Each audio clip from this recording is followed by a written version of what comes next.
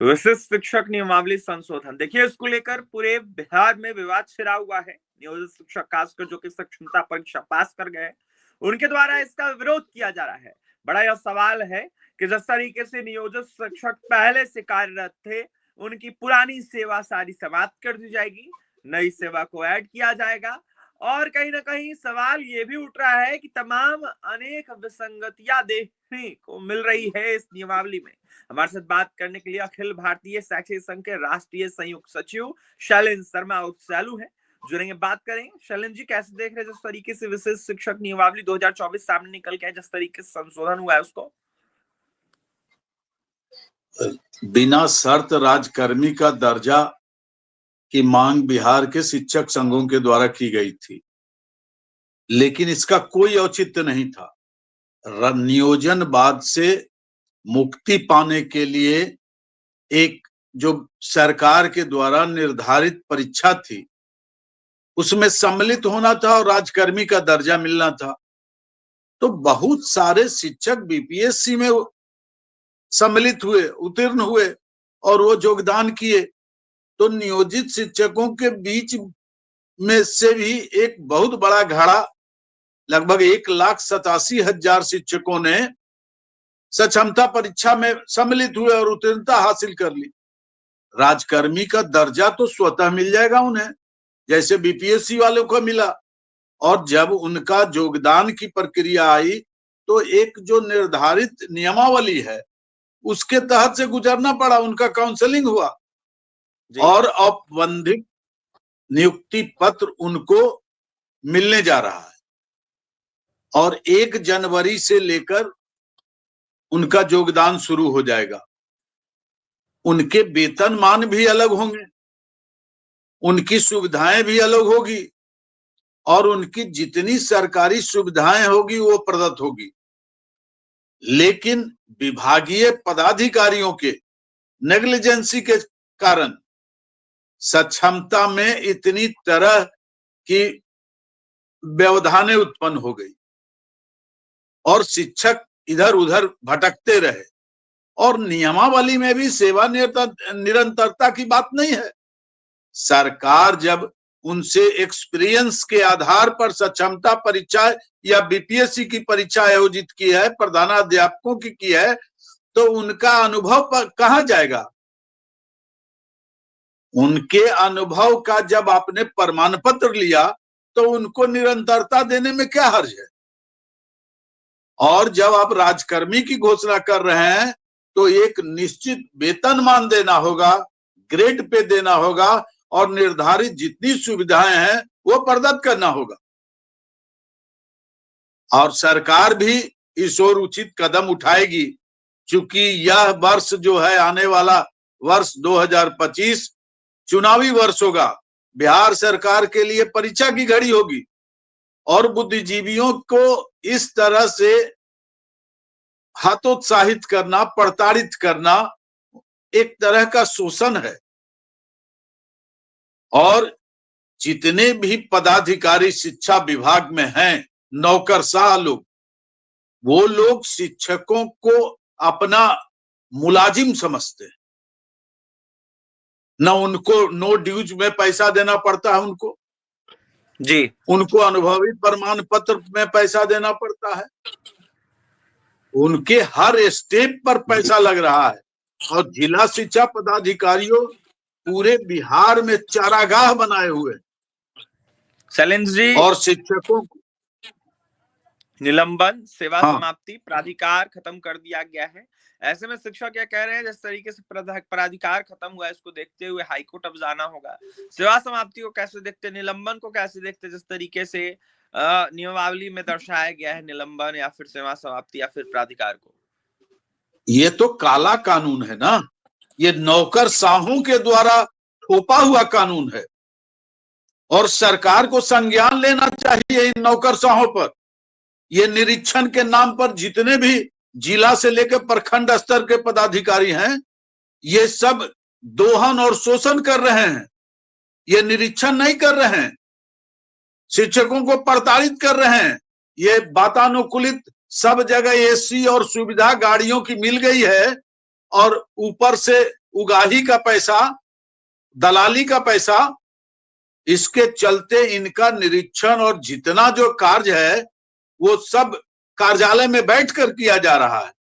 शिक्षकों को बुला बुला कर पैसा लिया जा रहा है, चाहे उनकी प्रोन्नति की मामला हो, पदोन्नति का मामला हो, इंक्रीमेंट का मामला हो, सेवानिवृत्ति का मामला हो, पेंशन का मामला हो, ये उगाही का अड्डा बनाए हुए।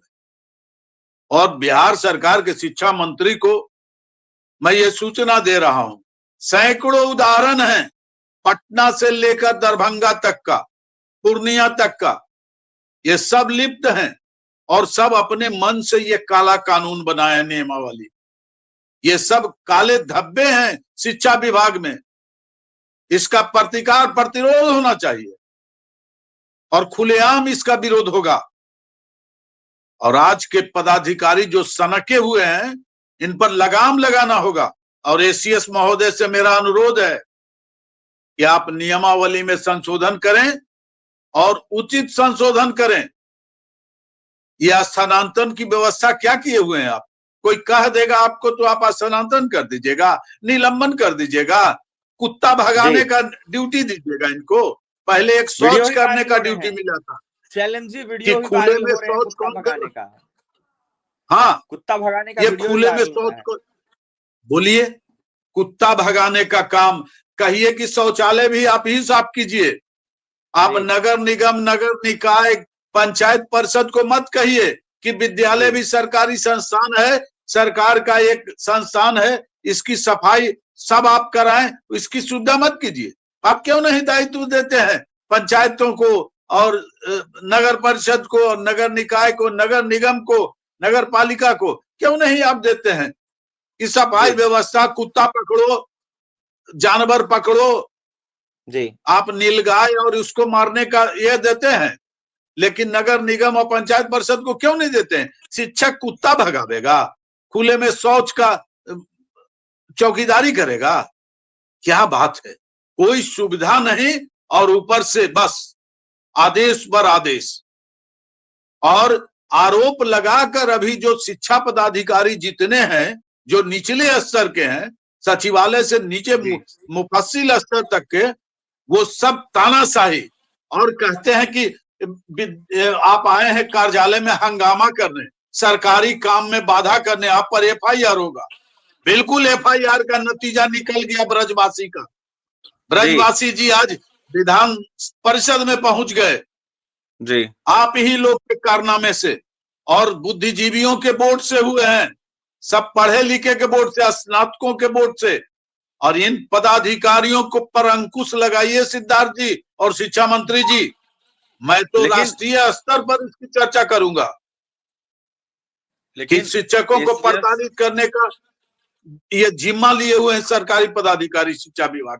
एसीएस चुप्पी साधे है सलीम जी, विशेष शिक्षक नियमावली पर कुछ इन दिनों बोल नहीं रहे हैं, ना ही कोई रिस्पॉन्स आ रहा विभाग के द्वारा, शिक्षा मंत्री भी इस पर कोई बयान नहीं दे रहे हैं। क्योंकि अभी माननीय मुख्यमंत्री के सलाहकार होने के नाते और शिक्षा विभाग के एसीएस होने के नाते ये अभी घूम रहे हैं।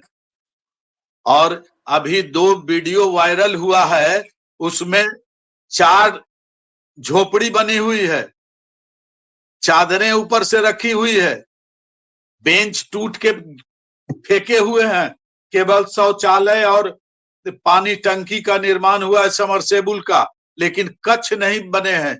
छात्र बैठेगा कहां?